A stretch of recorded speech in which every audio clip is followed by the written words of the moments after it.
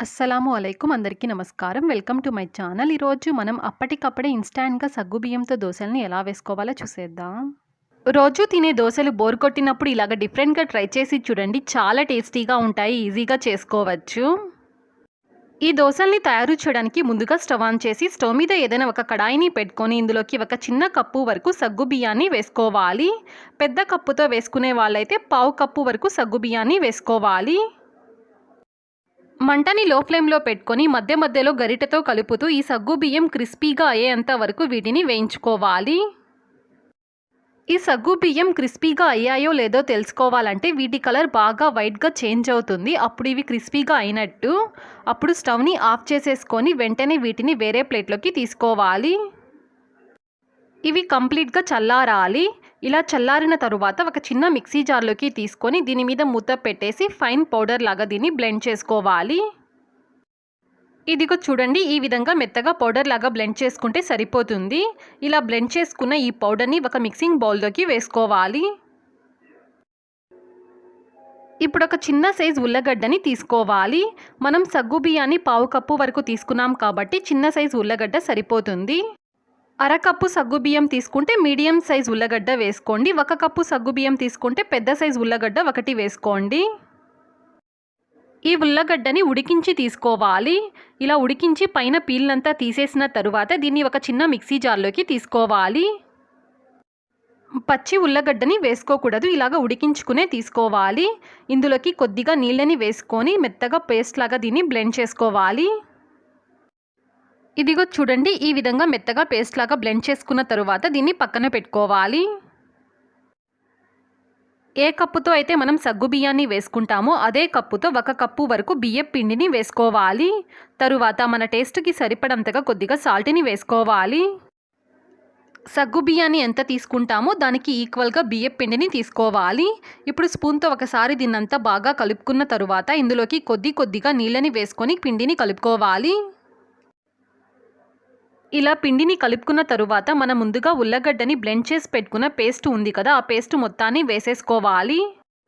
ఈ దోసలు బాగా క్రిస్పీగా ఉంటాయి. వేడి వేడిగా వేసుకొని తిన్నామంటే బాగా రుచిగా ఉంటాయి. ఇలా ఉల్లగడ్డ పేస్ట్ వేసేసిన తరువాత పిండి కన్సిస్టెన్సీ కాస్త గట్టిగా ఉంది. అందుకనేసి ఇంకొద్దిగా వాటర్ని వేసుకొని పిండిని కలుపుకోవాలి. ఇలా పిండిని కలుపుకున్న తరువాత 15 నిమిషాల పాటు ఈ పిండిని పక్కన పెట్టేయాలి.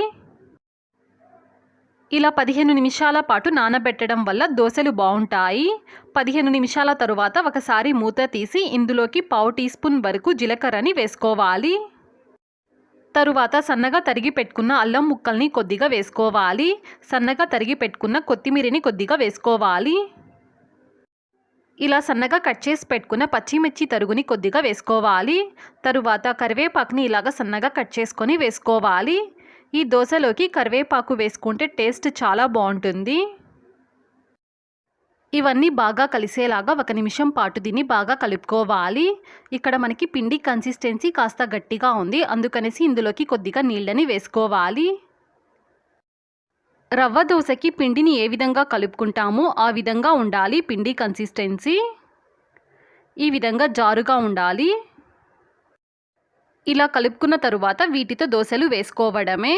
ఈ దోసల్ని వేయడానికి ఇప్పుడు స్టవ్ ఆన్ చేసి స్టవ్ మీద దోస పెనంని పెట్టుకోవాలి. నాన్ స్టిక్ పెనంని కానీ లేదంటే ఇలాగ నాన్ స్టిక్ కడాయిని కానీ పెట్టుకోవచ్చు. నాన్ స్టిక్ పెనం అయితేనే ఈ దోసలు బాగా వస్తాయండి. ముందుగా కొద్దిగా ఆయిల్ని వేసుకొని ఆయిల్ని ఈక్వల్గా అన్ని వైపులా బాగా స్ప్రెడ్ చేసుకున్న తరువాత దోసల్ని వేసుకోవాలి. రవ్వ దోసకి ఏ విధంగా దోసల్ని వేసుకుంటామో ఆ విధంగా దోసల్ని వేసుకోవాలి. ఇలా దోస వేసేసుకున్న తరువాత దీంట్లో కొద్దిగా ఆయిల్ని వేసుకోవాలి. దోస వేసేసుకున్న తరువాత మంటని హై ఫ్లేమ్లో పెట్టుకొని దోస బాగా క్రిస్పీగా కాలే అంతవరకు ఈ దోసని కాల్చుకోవాలి. ఇదిగో చూడండి, ఈ విధంగా బాగా క్రిస్పీగా కాలాలి. ఇలాగ క్రిస్పీగా కాలితేనే ఈ దోస టేస్ట్ బాగుంటుంది. ఈ దోసని ఇలాగ హై ఫ్లేమ్లో పెట్టుకొని కాల్చుకుంటేనే ఈ విధంగా క్రిస్పీగా బాగా కాలుతాయి. ఇలాగే మిగతా దోసల్ని వేసుకోవాలి. అంతే అండి, ఎంతో టేస్టీగా ఉండే సగ్గుబియ్యంతో దోశ మనకిక్కడ రెడీ అయిపోయింది. ఈ వీడియో నచ్చితే లైక్ చేయండి, షేర్ చేయండి, సబ్స్క్రైబ్ చేయండి. ఫర్దర్ వీడియోస్ కోసం పక్కనున్న బెల్ ఐకాన్ని క్లిక్ చేయండి. Thanks for watching.